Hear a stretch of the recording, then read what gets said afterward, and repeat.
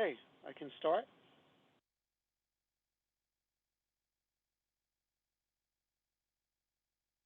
Yes, Andrew. This meeting is being recorded. This is the June 12th, 2023 Monday meeting of the Bronx Community Board 7 Budget, Personnel, and Ethics Committee. I have an agenda which I think we can post at some point. Meeting guidelines, introductions, attendance, review of previous minutes if applicable, follow-up from previous months if applicable, new business, equal employment opportunity policy, Bronx CB7 board members' attendance records, fiscal year 2025 capital expense budget request, Department of City Planning Community Feedback Form. Next meeting date, June 26th at 6:30 p.m. in person. Location to be announced. Discussion on next agenda, internal board budget, fiscal year 2023, July 1st, 2022 to June 30th, 2023. Salary ranges for community coordinator and community associate. Again, that'll be on the next adjournment. Yes, we will go to the meeting guidelines and then we'll do attendance. These are the latest guidelines, Executive Order 411. I will read it. On May 20th, 2023, Mayor Adams issued Executive Order 411, extending the state of emergency through June 19th, 2023. Accordingly, boards are able to continue to act under the state of emergency section of the Video Conferencing Law, Chapter 55, Part W56, Part WW. This allows the board to continue remotely. Minutes and video recording will be made available on our website. If you are calling into the meeting on the conference controls while joining from landline or cell by calling dial-up number, to hear all available commands, enter asterisk, asterisk, or star, star on your phone, star 6 or asterisk, mute or unmute yourself, asterisk 9, virtual raise hand. How we run this meeting is as follows. Code of conduct for meetings, penalties, and actions. Bronx Community Board 7 has the right to remove and or ask a member of the public to leave a meeting or block participation of anyone who engages in inappropriate conduct, including but not limited to obscene or offensive images or language, personal attacks, threats, or any other behavior that reasonably impedes the orderly administration of the meeting. Repeated offenses will be reviewed by the board's executive committee or any other assigned committee for a ban of the participant.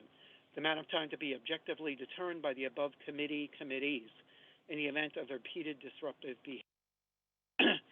If in-person outbursts or attacks continue, this will be considered disturbing the peace and the authorities shall be summoned. Everyone besides the speaker presenter will stay muted throughout the meeting. After each presentation is over, I will inquire if the committee members have any questions. Committee members will signify that they have a question by pressing the raise hand button on your screen, Zoom, or request to speak through the chat or when the chair opens the floor. Members of the public who have joined through the online link will be able to ask questions and make a brief statement on the item after each presentation and after the committee has had an opportunity to ask clarifying questions by pressing the raise hand button on your screen, which is Zoom, or request to speak through the chat or when the chair opens the floor. Only those recognized by the chair of the committee will be allowed to speak during the allotted time. We will stay on topic with the agenda items. Any other items will be acknowledged by the chair in new business or addressed at the next meeting, granted there is time and the committee agrees on the topic. Following the questions, discussion, and public comment portion, the committee will begin their discussions at each presentation agenda item. It will conclude with the decision to vote on a recommendation. When the agenda is finished, the meeting will be adjourned. If there are any questions related to meeting software or to our process, please use the chat function or raise hand function now or contact the district manager. End of committee guidelines. Okay. We will now do if you have attendance on the screen.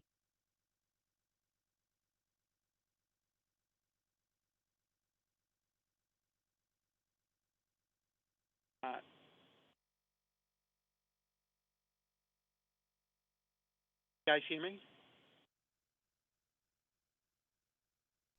No, Barbara, if you can bring up the attendance to the screen. Or you can I see the don't attendance. have it for this committee. Okay. All right.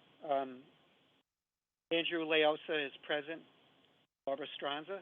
Barbara Stronzer is present. Tahira Arias. Jahira Arias present. Eric Asensio.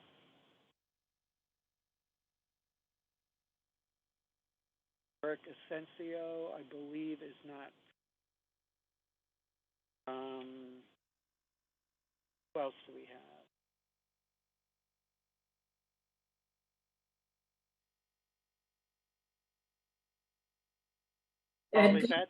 Is Edgar on Is this everybody. committee?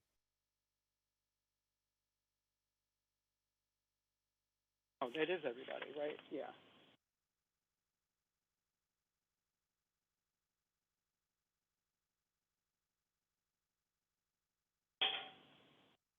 Review of previous minutes. We didn't meet last month.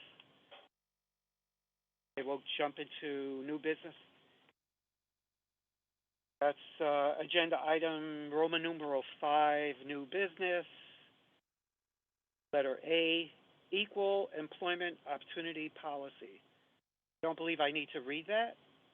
Are we supposed to put that on the screen? No, Andrew, I think that's just a reminder, Okay. just a friendly reminder. So it's going to be in all the agendas. Okay. All right. Friendly reminder. Okay. All right. So the main purpose of tonight's meeting is to go over the attendance records because we have an election for board officers coming up, and one of the criteria for an accepted candidate to run for office is to comply with the board's attendance records, the bylaws language. So we have the 2019 revised bylaws and the 2023 revised bylaws, which were just passed. So I will read the 2019 language. An appointed member may be removed for cause by the borough president or by a majority of the appointed members of the board. Cause shall include 3 consecutive committee meetings, 3 consecutive general board meetings, or a combination of consecutive committee and general board meetings totaling 3. Some people were confused by that language, and the bylaws committee came up with a recommendation. It was passed by the executive committee, and it was passed by the full board, and it is now new bylaws here, and I will read them. An appointed member may be removed for cause by the borough president's office or by a majority of the appointed members of the board. Exactly the same language as the prior. Here's the difference. Cause shall include missing 3 sequential or 50% of assigned committee meetings, general board meetings, for example, separately or in combination of assigned committee meetings, general board meetings. So that means that you can't miss 3 meetings in a row, whether, they're committee meetings or general board meetings, and you can't miss more than 50% of your meetings. So the attendance records that we have cover the old 2019 so-called revised bylaws that were revised in 2019. New bylaws will cover attendance going forward. We just voted. So I just had it myself.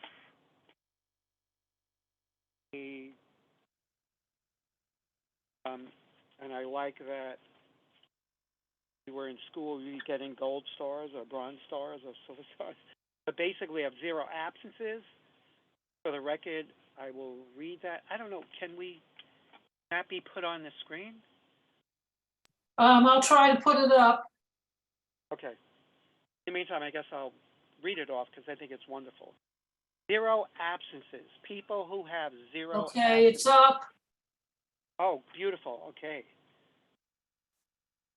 I'll read it just for the record. Helene Hartman Kunowski, Jean Hill, Edgar Ramos, Daisy Perry, Toby Buford, Chad Royer, Hugo Gonzalez, Jahira Arias. No absences. 1 absence. Betty Arce, Adeline Walker Santiago, Eric Asensio, Sandra Erickson, Samantha Suvatkis, Rini Subacher. I'm sorry, I'm butchering people's names. I'm really bad. Apologies to all.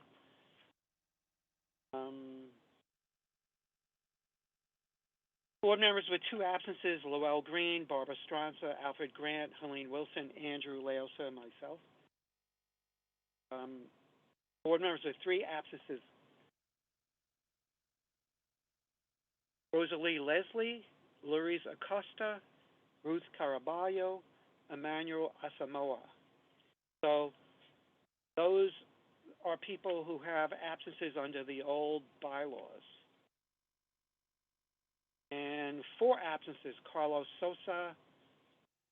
There's a little asterisk there, which includes 3 consecutive absences: Victor Saldana, Michelle Avila. Board members with 5 absences: Kenny Medina, Janelle Robinson, Mahaburi Jewel, Tasha Andrews, and Manjur Chaudhry.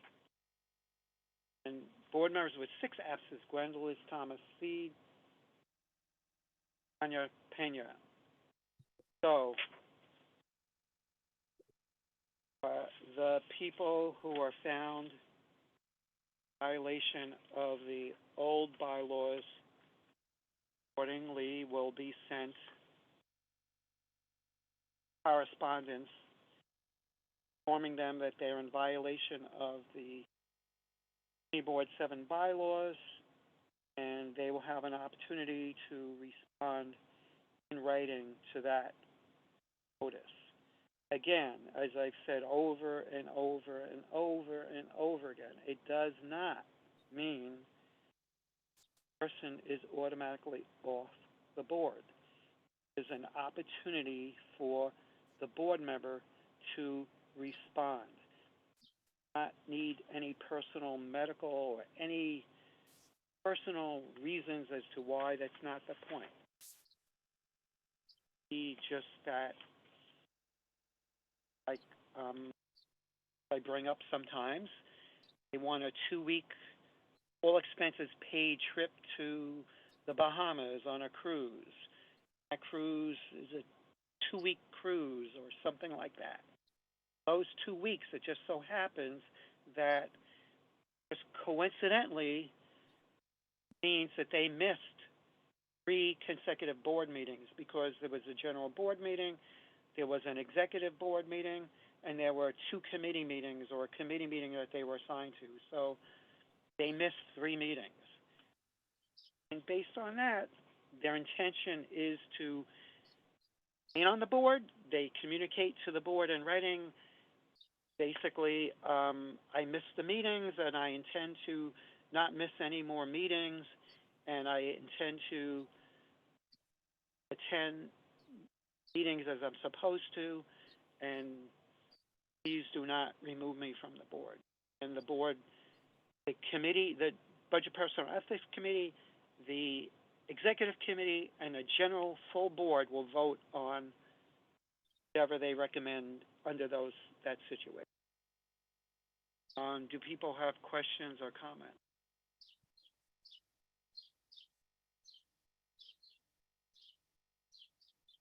So I'm uncomfortable with making a motion specifically with names at this point because I do not have the specific dates in front of me. I don't know if people feel comfortable to do that. How do people on the board feel? Does anybody want to make a motion with specific names? Because the motion has to have specific board members' names.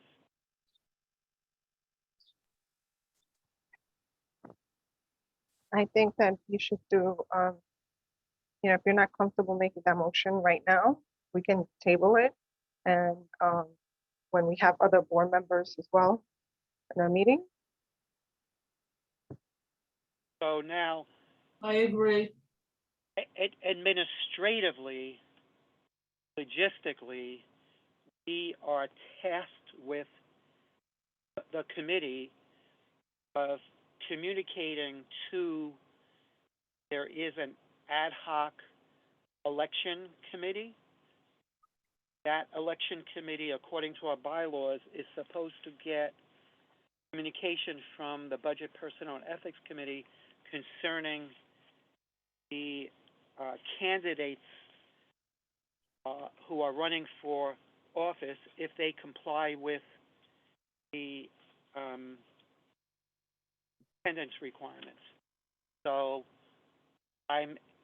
mechanically, I'm not sure how.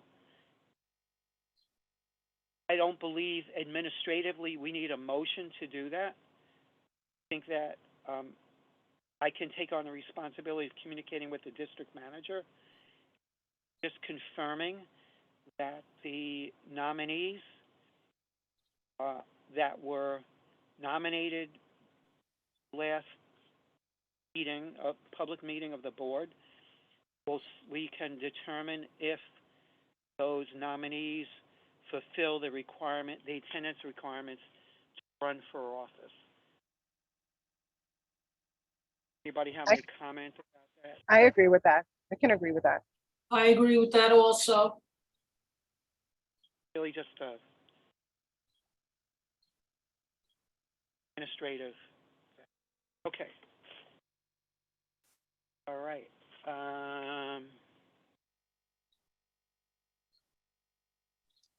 Andrew, I think also to clarify, based on the results of the attendance, if you see the names between asterisks, those are the board members who have missed 3 consecutive meetings.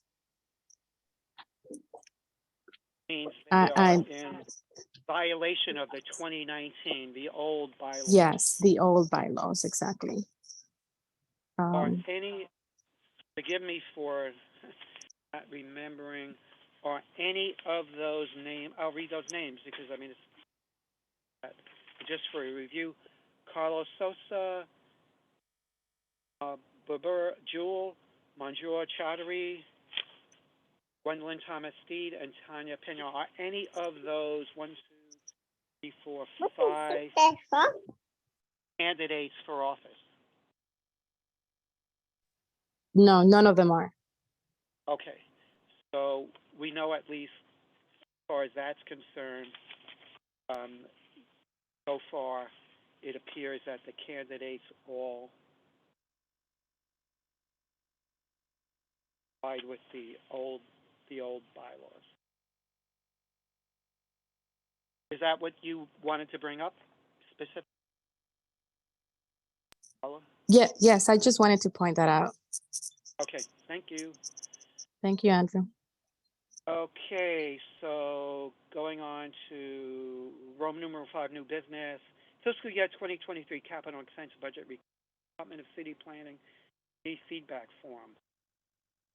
There's a link to that, and there's a training for that, correct, Carla? Right, so the training is only for the executive committee, and then the form is available for all community. The form, it leads you to a survey that you can fill out whenever, whatever you are in New York City. You will have to select the Bronx and then the District 7 in order to answer your budget priorities as it concerns to your own district. So depending on where you live and where you work, but that is the link to the New York City survey.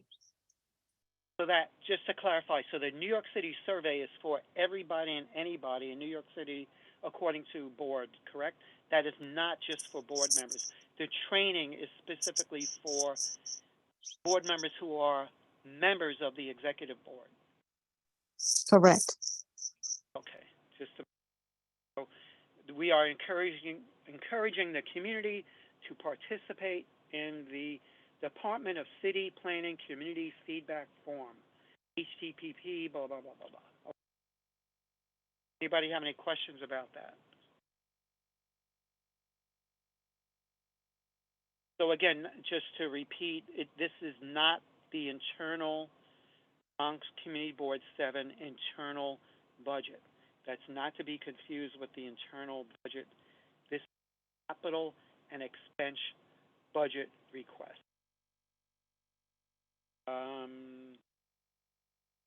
Next meeting, room number 6, next meeting date, June 26th at 6 p.m. That meeting will be in person. We don't have a location yet, do we, Carla? Not yet. We'll I'm make still it working official on the next securing month. locations, yes. Okay, let's discuss the next agenda, which means the June 20th. Right now, the plan is to discuss the internal board budget. This fiscal year 2023, which ends the end of this month. So it covers, of course, July 1st, 2022, and ends June 30th, 2020.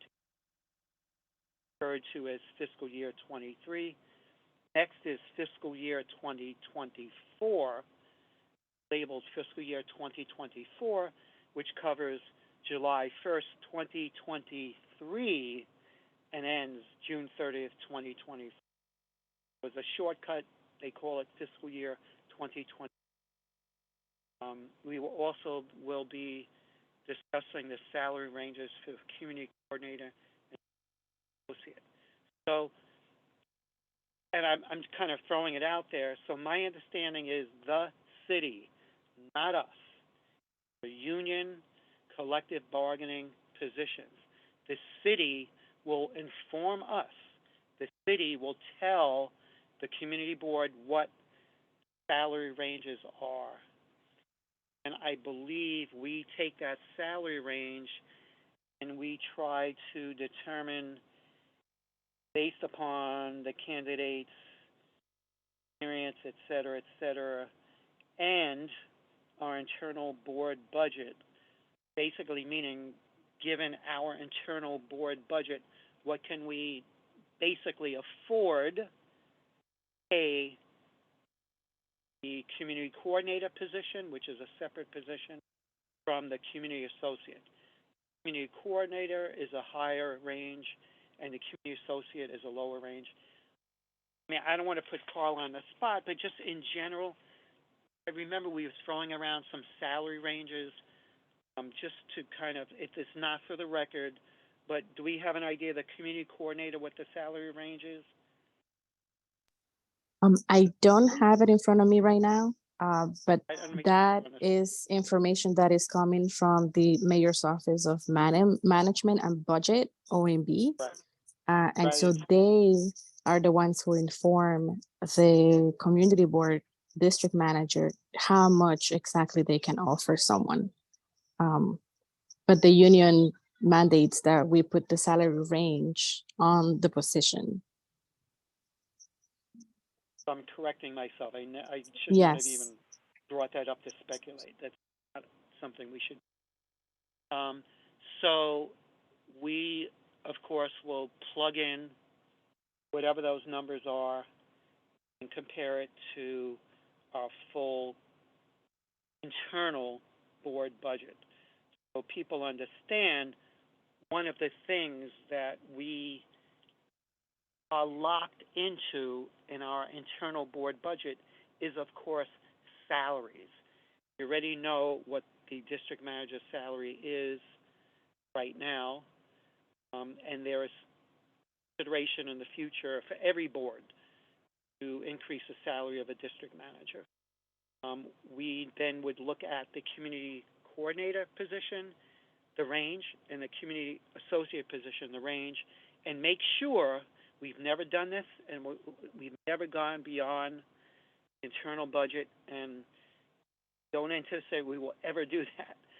We will make sure, and in fact, Office of Management and Budget, for example, let's say we decide, oh, we're going to pay the community coordinator $90,000, which is ridiculous, and the community associate $80,000, and the Office of Community Management and Budget will say, excuse me, Bronx Community Board 7. First of all, that's beyond the salary range. Number one, number two, you just blew your budget, so that's not possible. So there's checks and balances.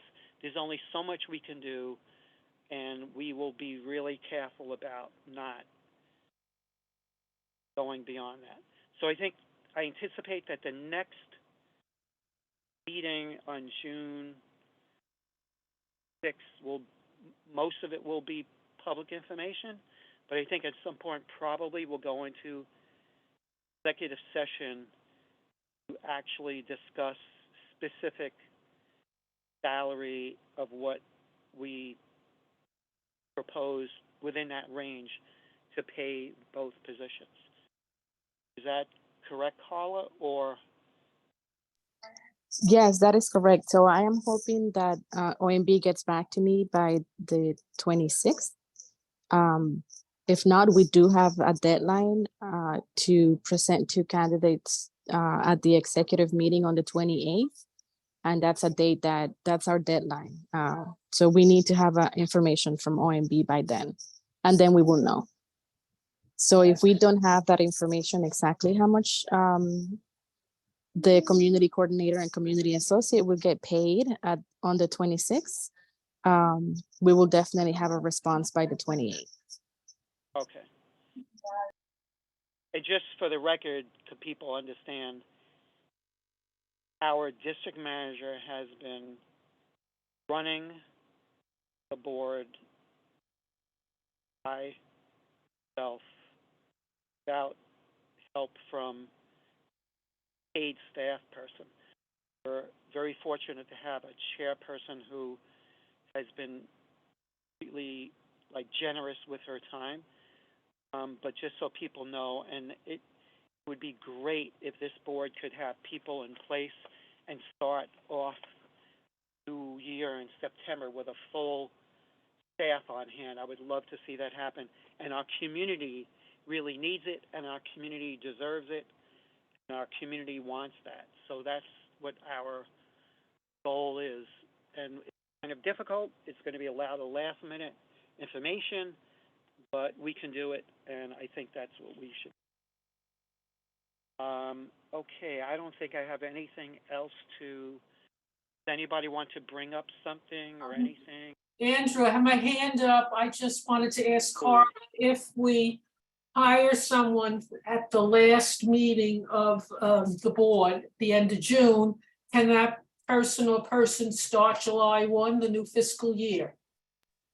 Yes, Barbara. So that's the idea. I am hoping and I'm crossing my fingers. So both the positions will be on the website until June 17th. And then I will conduct interviews during that same week. And then I am hoping to select someone, and I am hoping that that person also accepts the salary that the community board can offer. And once they get voted on by the full board, they will be able to start on July 1st. So they'll have those 2 months to train to be ready when we start the next session. Right, I think that would be great if you can break them in over the summer, and then when we're ready for the next session, they are ready to go also. Yeah, so that's the ideal scenario right now. Thank you. Yeah, I think that's great, and maybe maybe I have no idea. Maybe one or two or both or none, or city. They're vetted already. They're city employees, so they have to go through. Maybe it could be a smoother transition. They already are vetted, and hopefully. But anyway, yeah, whatever. We'll do our best. Anything I can do, or I'm speaking for the whole board. Anything we can do to expedite, or But I know it's a city, and they have to go through appropriate channels. I don't know. hands. Does anybody have any member of the public would like to speak? Other than that, I'll entertain a motion to end meeting. The next meeting will be very soon, June 26th, 6:30 p.m. in person. Location to be announced. Okay. I move we close this meeting. I second it. All in favor, say aye. Aye. Abstentions, any negatives? Okay, thank you all very much. You all soon. Bye, thank you.